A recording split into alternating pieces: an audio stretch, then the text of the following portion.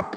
Mwanzo unaweza kusikia tu maumivu, lakini ukizoea hivi my friend, ni ndani ya muda mfupi pepo la maumivu ni kufyatua tu la mgongo hilo hapa. Ambaye una pepo la mgongo hapa na uko kwenye effective diet my friend, nataka kila unapoamka, whether ulikuwa umelala kitandani au ulikuwa umekaa kwenye kiti my friend, hakikisha unafanya spine extension. Kwa unasimama hapa my friend, ulikuwa umelala, ulikuwa umekaa, unasimama, unaweka tu mikono yako hapa.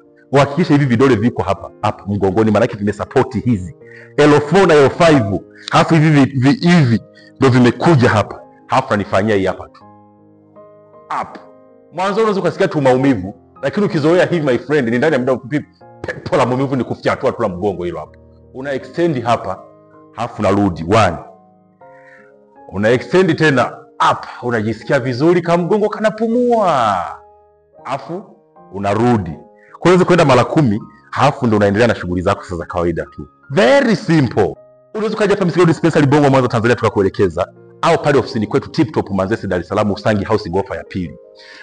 My friend, stay healthy, be productive.